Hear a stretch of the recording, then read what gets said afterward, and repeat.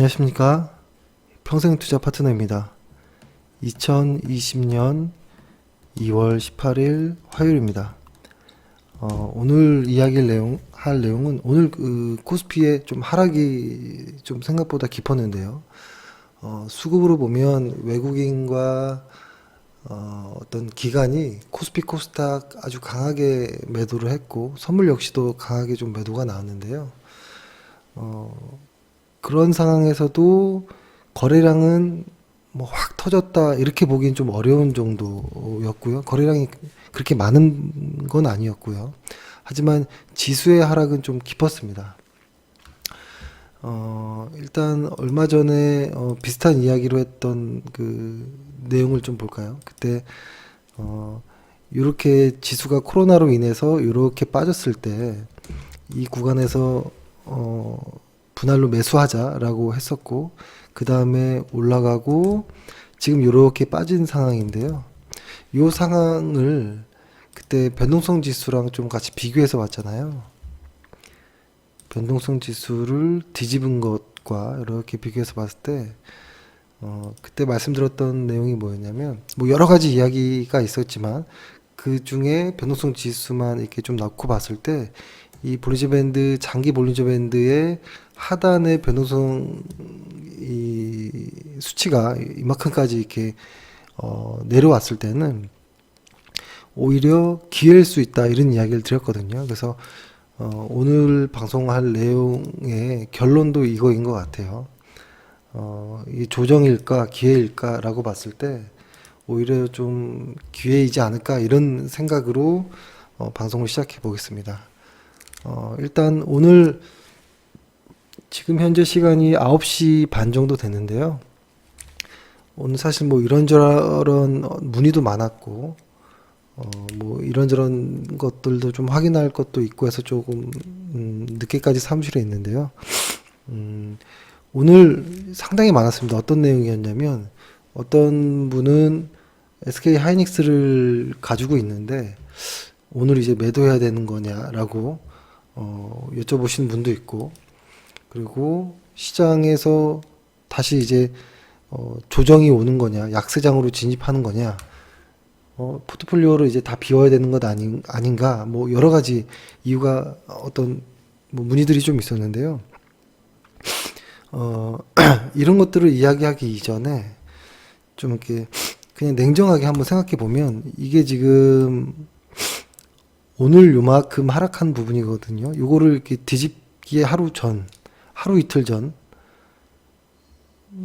하루만 이렇게 뒤로 가도, 혹은 뭐 이틀, 3일만 뒤로 갔을 때와 요 하루 이틀 지났을 때 시장이 많이 달라졌느냐라고 보면 저는 일단 그렇게 생각하진 않거든요.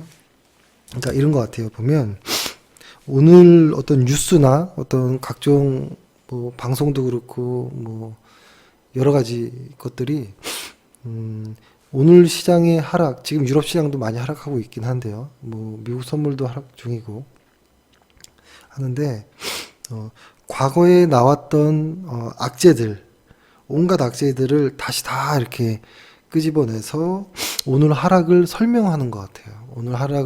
오늘이 한 코스피가 1.5% 정도, 코스닥도 비슷하게 좀 하락했는데, 이 오늘 하루의 하락을 설명하기 위해서 과거에 아주 많은 악재였던 내용들을 다시 다 꺼내서 혹시 이것 때문에 그런 것 아니냐라고 이렇게 말씀을 이렇게 하는 것 같거든요. 근데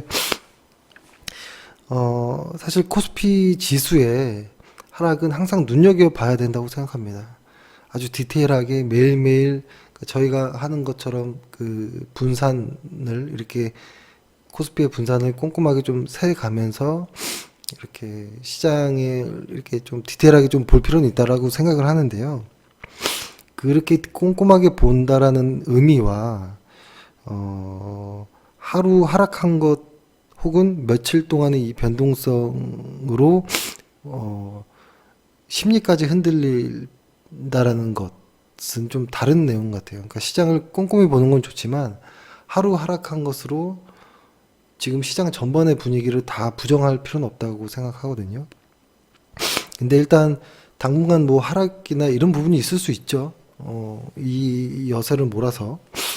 근데 지금 요 오늘 빼고 하루 이틀 전까지만 이렇게 봤을 때 상황을 다시 생각해 보면 그 코로나 이전으로 한번 돌아가 볼까요? 코로나 이전으로 보면 그 코로나가 이렇게 창궐하는 이런 그 이전의 상황은 어떤 거였냐면 지수가 쫙 이렇게 오르는 상황이었죠. 이걸 조금 더 길게 보면 이렇게 놓고 보면 지수가 요 언저리부터 싹 이렇게 이만큼 오르는 과정에서 코로나로 인해서 훅 빠지고 금세 V자로 회복하는 이런 모습이었는데, 그럼 요 상황을 한번 생각해 보면 어떨까라는 거예요. 뭐 지나고 나 보니까 아는 걸 수도 있겠지만 요 언저리 때 OECD 글로벌 선행지수가 바닥을 찍고 턴을 했고, 그렇죠. 그 이전에는 중국의 선행지수가 턴을 했고, 그렇죠. 그 다음에 시간을 두고 한국도 턴을 하고 이런 모습을 가지고 있었고, 그리고 이렇게 조금 더 길게 보면 그리고 수출의 증가율이 막 급격하게 오르는 건 아니었지만 과거 요 당시 때 수출 증가율과 좀 비슷한 언저리까지 꽤 회복되는 이런 모습도 보여줬었고요. 그 다음에 최근에 ISM 제조업 지수도 바닥을 찍고 회복해버렸죠. 회복해버렸고. 그러니까 저희가 상당히 중요하게 보는 것들은 뭐 그렇게 많지는 않습니다. 뭐 OECD의 어떤 선행지수라든지, 그 다음에 이 안에 사실은 뭐 금리라든지 지수 이런 것들이 포함되어 있으니까 뭐 그것들을 다 본다라는 내용이겠죠. 이 대표로 OECD 선행지수를 말씀드리는 거고, 거기에다가 ISM 제조업지수라든지, 그 다음에 그 해당 그 나라의 어떤 실적, 그러니까 순이익의 합이라든지, EPS라든지 이런 것들을 이렇게 좀 요 정도로 좀 중요하게 봅니다. 금리라든지. 왜냐하면 금리들을 중요하게 보는 이유는 금리 상황에 따라서 PER을 다르게 볼 필요가 있기 때문에 뭐 그런 부분도 있겠죠. 아무튼 8월을 바닥으로 해서 이렇게 슥 이렇게 올라온 이런 구간이었습니다. 특히 EPS 같은 경우에도 그 작년 같은 경우에는 글로벌 주요 지수 중에서, 주요 나라 중에서 우리나라가 EPS 성장률이 증가율이 가장 안 좋았는데, 이제 올해는 EPS 성장률이 증가율이 가장 높을 것이다. 20 몇 %대 뭐 이렇게까지 예측이 나오는 정도로. 그래서 지금 이런 상황들 안에서 또한, 그리고 미국과 중국의 어떤 화해 무드가 이렇게 나오는 시기였잖아요. 그런 상황에서 코로나가 발생하고 V자 회복한 상황에서 오늘 하루 이렇게 하락한 건데요. 이것으로 이만큼 쌓아놨던 것들을 한 번에 다 부정할 이유는 전혀 없다라는 생각이 들어요. 그래서 일단 큰 의미에서 저희가 그 월간 차트를 볼 때, 그러니까 OECD 글로벌 선행지수라든지 ISM 제조지수를 이렇게 보는 이유 중에 하나는 뭐라고 할까요? 그 작은 이런 변동에 좀 무딘 것 같아서 즐겨 보거든요. 그러니까 작은 파도는 좀, 작은 어떠한 그 변동성들은 조금 무디게 해주는, 마치 저희가 월간 차트상에 스토캐스틱을 큰 그림으로 이렇게 보는 것처럼, 보면은 상승, 하락, 코스피 월간 차트인데요. 다시 상승장. 이렇게 보는 것처럼, 이런 월간 차트가 이렇게 강하게 올라갈 정도의 어떤 그런 시장 분위기였다라는 거죠. 근데 오늘 딱 하루로, 이 모든 것들은 다 날아갈 수 있어. 조심해야 돼. 이런 것까지는 없다라고 생각하고요. 그리고 그때 분할 매수 관련한 그때 이야기를 드렸을 시기로 돌아가 보면, 그때 뭐 여러 가지 이야기를 드렸던 것 같은데요. 그때 코스피 2100포인트의 의미를 좀 뒀었죠. 코스피 2100포인트의 의미를 두고 그 2100포인트 근접하면 아주 강하게 매수하자, 이런 이야기를 드렸던 것 같습니다. 근데 그 코스피 2100포인트의 의미는 지금 변한 게 없습니다. 변한 게 없고, 그러면은 오늘의 하락에 대한 어떤 이야기들을 해보면, 지금 시장에서 이렇게 나오는 이야기들은, 오늘의 하락은 이렇게 하락했던 걸 보면 ETF로 좀 봐보면 IT 반도체라든지 IT, 뭐 2차전지 테마, 그 다음에 여행 레저, 뭐 산업재, 뭐 이런 쪽이 좀 강하게 하락을 했습니다. 강하게 하락을 했는데 강하게 하락한 상황인데, 오늘의 가장 핵심은 반도체 쪽인 거죠. 반도체가 타이거 반도체 ETF로 보면 한 3%가 넘게 하락을 했는데요. 그러다 보니까 시장에서는 이 이유를 찾는 것이죠. 그 이유 중에 하나를 애플의 어떤 발표 내용을 이렇게 예를 들어서 이것으로 인해서 시장이 하락이 된다, 많이 됐다 이렇게 이야기를 하는데요. 상당히 공감이 되는 부분이기도 합니다. 왜냐하면 오늘의 그 애플 발표 이후에 IT 쪽이 가장 많이 하락했으니까요. 근데 거기 말에서도 이렇게 있는 그대로 보지 말고 조금 더 이렇게 다르게 한번 봐보면 애플의 발표 내용을 그대로 이렇게 봐보면 감염병, 감염병이죠. 그 코로나 바이러스 확산에 따른 생산 차질, 소비 둔화는 일시적일 것이다라는 이런 뉘앙스를 알 수 있잖아요. 그죠? 이게 계속돼서 애플이 1분기, 2분기, 3분기, 4분기 계속 뭐 어떤 무언가가 힘들 것이다 이런 내용이 아니고요. 연 단위로 이렇게 계획했을 때 그 안에서 우리가 연 단위 중에서도 4분기로 쪼개서 그 안에서도 1분기에 해당하는 그 양을 일단 1분기는 우리가 조금 좀 힘들 수 있겠다. 우리가 정해놓던 어떤 기준보다 뭐 이런 정도로 이야기를 했죠. 근데 시장도 코로나 이유로 인해서 어떤 글로벌 어떤 공급 사슬들의 어떤 좀 차질이 있을 거라는 이런 것들은 염두에 둔 상황이었다라고 보거든요. 그것으로 인해 시장이 지수가 이렇게 빠졌다라고 보는 거라고 생각을 합니다. 그러니까 코로나 하나로 지수가 8% 이렇게 빠진 게 아니라 코로나로 인해서 혹시 어떤 글로벌 공급체인들이 조금 착오가 있으면 어떡하지? 이런 우려로 인해서 하락했다라고 보는데요. 시장이 이렇게 V자 반등을 한 거 보면 사실 그것까지도 시장은 선반영된 것이고 그 이후 상황들을 기대하는 것, 그것이 오히려 V자 반등으로 만들어낸 것 같은데, 그것이라는 그 이후의 것은 뭐냐면 중국 정부의 어떤 통화 부양 조치, 재정 정책 검토 뭐 이런 것들이겠죠. 그래서 그러니까 오늘 한우현이 SK하이닉스 오늘 매도해야 될까요? 수익이 30% 정도 났는데 매도해야 될까요? 이런 말씀을 하셨을 때 일단은 이익 실현하는 건 좋다라고 말씀드렸는데, 하지만 IT 업종 전체가 부러진 건 아니다라고 말씀을 드렸거든요. 그 IT 반도체 고정 가격들을 보면 이제 바닥에서 움직이는 겁니다. 이제 바닥을 잡고 있는데 더 이상 빠질 데가 없다라고 생각할 정도이거든요. 근데 최근에는 어떤 느낌이냐면 뭐라고 할까요? 유동성 장세의 느낌이 좀 나잖아요.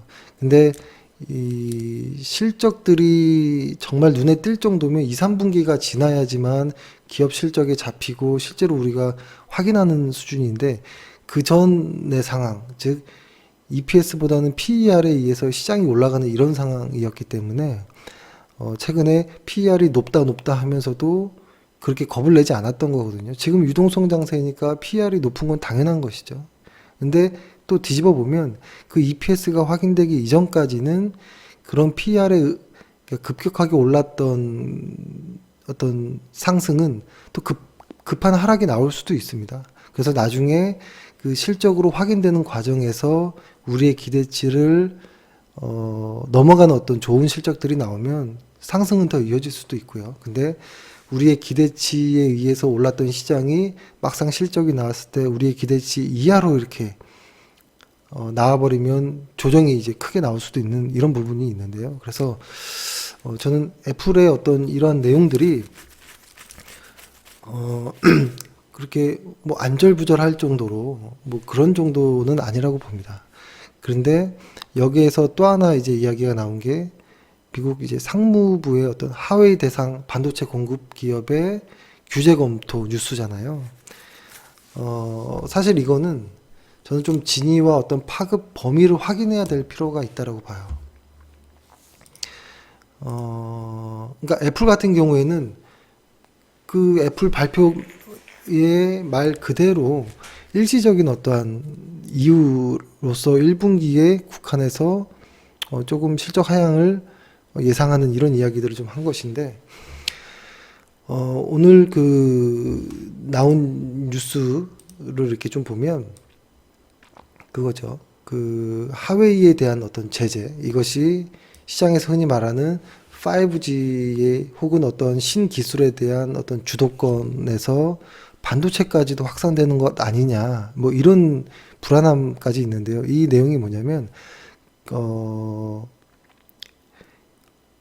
글로벌 반도체 제조업체들이 하웨이에 공급을 하기 위해 미국산 반도체 제조 장비를 이용할 경우 상무부로부터 라이센스를 받도록 의무화하는 것을 가장 중요한 것은 논의 중이다라고 했던 것이죠. 논의.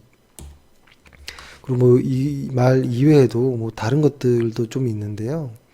근데 이제 이 부분은 저는 상당히 정무적인 어떤 이런 판단이 들어있는 이야기인 것 같아요. 뭐냐면 우리가 뭐 이것과 비교할 수 있는지 모르겠지만 일본의 그 화이트리스트 규제 관련해서 엄청 시끄러웠었잖아요. 그쵸? 근데 여기에서도 보는 것처럼 이때 우리가 느꼈던 게 뭐였었냐면, 시장에서 이제 배웠던 거는 특히 이제 반도체 같은 산업은 다 그 글로벌 시장이 얽히고 설키고 있기 때문에 누구 하나가 이렇게 탁 할 수 없는 그런 이런 상황이라는 것이죠. 그런 거기 때문에 만약에 미국이 잘못 판단하는 어떤 규제가 들어가면 미국 본인도 타격을 입을 수 있는 이런 상황이거든요. 그래서 제가 생각하기 때 제 개인적인 생각에는 오늘 주가 하락에 이제 좀 큰 이유가 되었던 애플의 이야기들, 중국 내 생산 차질 이슈 이런 것들을 감안했을 때 반도체 수출 규제를 통한 하웨이 압박, 이것은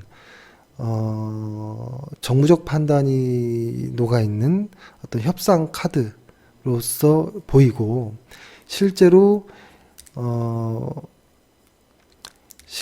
이것을 꺼내들지, 실제로 이것을 행동으로 옮길지는 상당히 미지수다라는 생각을 합니다. 왜냐하면 미국 반도체 기업 마찬가지로 타격이 불가피한 상황이거든요. 그래서 제가 만약에 트럼프라고 해보면 주가와 그러니까 시장 성향이 아주 강한 대통령이라면 뻔히 주가 하락할 상황을 만들진 않을 것 같아요. 어떤 정무적인 상황 안에서 판단을 하는 이런 정도로 혹은 협상 카드 정도로 풀지 않을까 이런 생각을 합니다. 그래서 우리 코스피 지수가 그렇다고 뭐 내일 당장부터 상승합니다 이런 의미는 아니고요. 예를 들어서 지금 정도라면 볼린저 밴드를 한번 짧게 한번 만들어 볼게요. 제 컴퓨터가 상당히 느리긴 하죠. 이거를 한번 20 정도로, 원래 그 볼린저 기본 밴드 정도로 이렇게 해서 보면, 그리고 오늘의 하락에 큰 변동이 느껴지지가 않아요. 그 어떤 그런 것들이. 만약에 이 볼린저 밴드 이 하단의 지수가 그러니까 상승하는 이런 과정이라면, 그러니까 하락할 때는 볼린저 하단 이후로 계속 하락할 여지가 있겠지만, 상승 추세로 만든 상황에서 볼린저 밴드 하단 혹은 중심선은 좀 의미를 둘 수가 있거든요. 그래서 이 볼린저 밴드의 중심선과 이 하단은 저는 매수 영역이라고 생각을 합니다. 이 안에 지수가 이렇게 빠질 때 뭐 한두 번 정도로 나눠서 저번처럼 매수를 할 수 있는 영역이다라고 생각을 합니다. 근데 이것은 지금까지의 생각이 그렇다라는 겁니다. 그러니까 이게 시장을 볼 때 저는 자존심이 없어야 된다고 생각하거든요. 제가 이러이러한 어떠한 논리로 시장은 이럴 것이다라고 생각해도 시장이 그것과 다른 상황으로 더 진지하게 움직일 수도 있는 것이거든요. 그럴 때는 빨리 어떤 결단을 내려야 된다고 생각을 합니다. 그래서 지금까지 이 정도의 상황이라면 분명히 여파는 있겠지만 요 언저리, 그러니까 2100포인트 언저리 근처에 오는 구간, 요 언저리부터 요 사이는 매수를 해도 뭐 괜찮지 않을까? 뭐 이런 생각이 들고요. 그리고 오늘 또 회원분이 또 여쭤보신 내용이 있는데요. 일단은 요 시장 이야기는 여기까지입니다. 그래서 오늘 정리를 해보면 코스피가 지금 EPS가 작년에 비해, 그죠? 절대적인 어떤 수치라기보다는 작년에 비해 올해는 확실히 좋아질 거라는 것, 그리고 글로벌 어떤 지표들 아주 의미 있게 바라보는 OECD 선행지수라든지 ISM 제조업 지수가 다 반등한 상황, 이러한 시작점에서 보통 이런 조정들은 있을 수 있다라고 봅니다. 왜냐하면 과거에도 그랬고 이러한 지수들이 움직일 때 항상 주가는 먼저 튀어 올라갔거든요. 그 말은 EPS가 확인되기 이전에 PER로 올라간 주가이기 때문에 항상 변동성은 있었고요. 그렇지만 그것들이 실적이 확인되면서 다시 한번 지지가 되면서 실적과 PER이 같이 올라가는 그런 구간으로 접어들면 조정이 많지 않고 오히려 그때부터 거품이 생겨가면 버블이 생기면서 주가의 탄력이 아주 강해지는 구간이 오는 거라고 생각하거든요.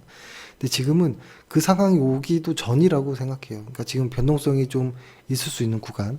그렇기 때문에 여러 어떤 무서운 이야기들이 실적에 어떤 기반이 되어 있지 않으니까 더 무섭게 다가올 수 있다라고 생각합니다. 근데 다만 오늘 하루로서 지금의 시장 분위기를 다 무시하지 말자라는 생각을 했고요. 그리고 그다음에 저희가 카페에다가 올린 내용이 있었잖아요. 어떤 회원분이 이제 뭐 유가 반등을 하냐 이런 질문을 하셨잖아요.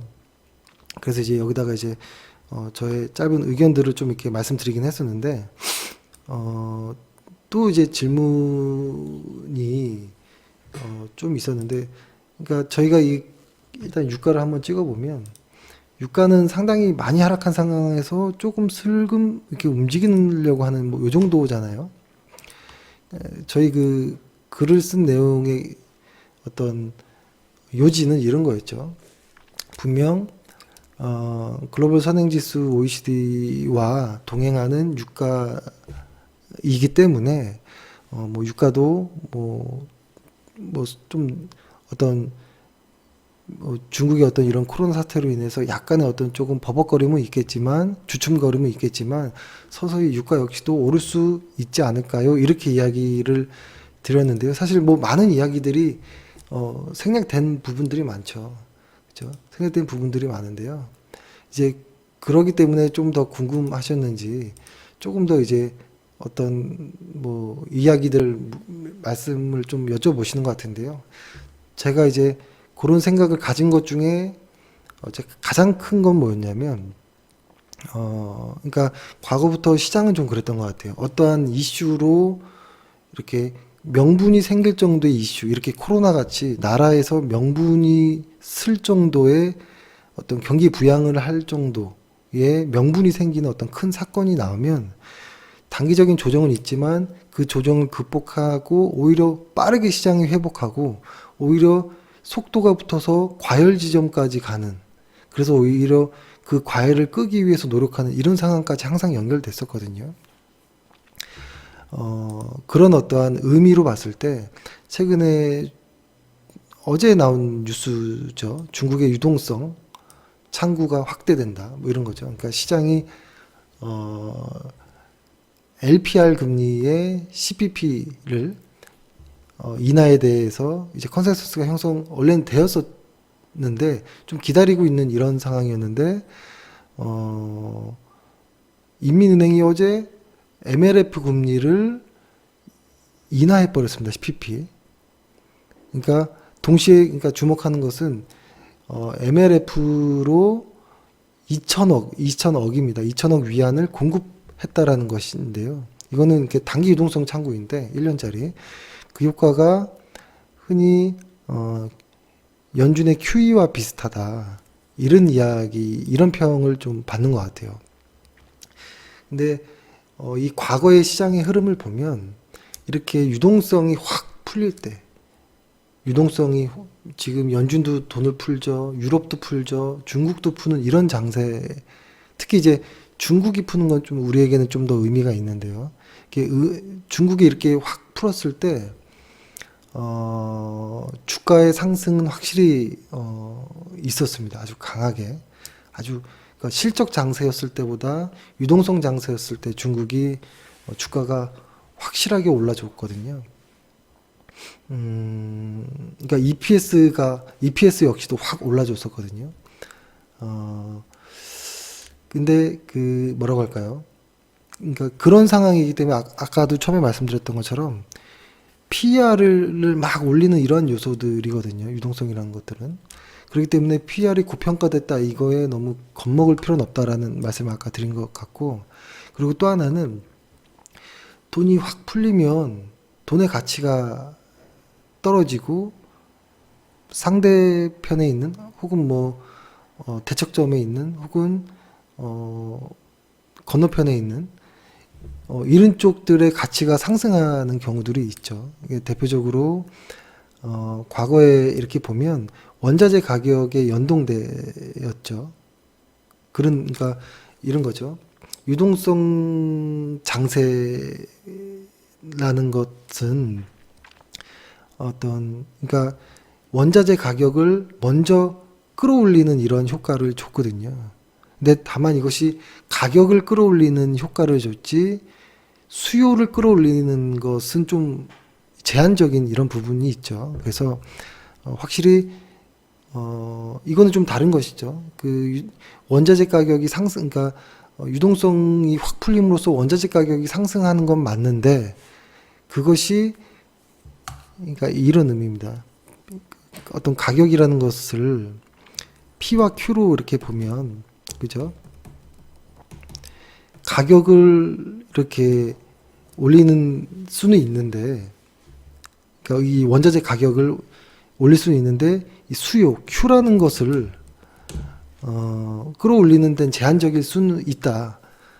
라는 생각인데요. 그러니까 예전에 한국도 보면 2016년도 때 유동성 장세였을 때, 중국이 유동성 장세였을 때 원자재 가격이 확 이렇게 오르면서 원자재 가격과 연동된 조선과 철강이 시장이 좋았거든요. 그래서 얼마 전에 한번 말씀드렸던 내용인 것 같기도 한데, 저희가 포스코를 마지막으로 매수했던 시기가 요 원저리라고 했었던 기억이 납니다. 요 원저리 때였는지 아마 요 원저리 때 샀던 것 같아요. 요때가 딱 그런 시장이었거든요. 유동성이 풀리면서 원자재 가격이 상승하고 그것과 연동된 조선 철강들이 좋았던 이 구간이었는데요. 지금의 좀 그런 어떠한 좀 패턴이 나오는 것 같아요. 지금도. 그래서 왜 말이 여기까지 왔는지 모르겠는데, 일단은 저는 원자재의 어떤 가격들은 서서히 오를 수 있다라는 생각을 합니다. 그것이 코로나로 인한 어떤 명분이 생겼고 더 어떤 탄력을 줄 수 있겠다라는 생각을 합니다. 그래서 이렇게 원자재 가격이 상승하고 이게 시장의 유동성이 풍부한 이런 시장은 상당히 의미가 있습니다. 이런 시장은. 네, 그래서 뭐 이 정도로 좀 설명을 드리는데요. 그러니까 일단은 뭐라 할까요? 원자재가 상승하는 이런 구간에 이제 경제가 성장하느냐, 뭐 물가가 상승해서 이렇게 뭐 원자재가 상승했느냐, 뭐 이렇게 좀 다르게 나눠 볼 수는 있지만 주가에 그렇게 나쁠 이유가 있는 구간은 아니었던 것 같거든요. 그래서 오늘 좀 멀리 돌아온 것 같긴 한데요, 내용이. 그렇다고 저희가 갑자기 조선과 철강을 매수해야 될까? 여기까지는 고민은 안 된 것 같아요. 왜냐면 이 업황 사이클에 의해서 올라갈 수는 있겠지만 실제로 포스코를 매수해야 될 어떤 실적의 기준은 저희와는 좀 다르거든요. 그러니까 그런 부분이 좀 부딪히는 것들이 좀 있는 것 같아요. 분명히 업황은 좀 돌아설 것 같은데 왜 손이 안 나가지? 이런 경우들이 지금과 같은 이런 케이스 것 같아요. 얼마 전에 언제였나요? 저희가 기아차를 한번 매수했던 구간이 있었죠. 이 언저리였던 것 같은데 그때도 그런 느낌이 좀 있었어요. 기아차나 현대차가 뭐 확 좋아진다라는 것은 보다는 뭐 그런 이유로 좀 있었는데 아무튼 지금 그런 상황으로 좀 보입니다. 그래서 제가 오늘 좀 많이 버벅대는데요. 몸이 좀 많이 안 좋은 것 같아요. 최근에. 그래서 좀 정신이 없는 것 같은데요. 그래서 정리해 보면 시장을 저희는 일단 오늘로는 지금까지의 어떤 생각으로 보면 조정이 기회일 수 있겠구나 이런 생각을 하고 있습니다. 네, 일단 이렇게 해서 방송을 마치도록 하겠습니다. 감사합니다.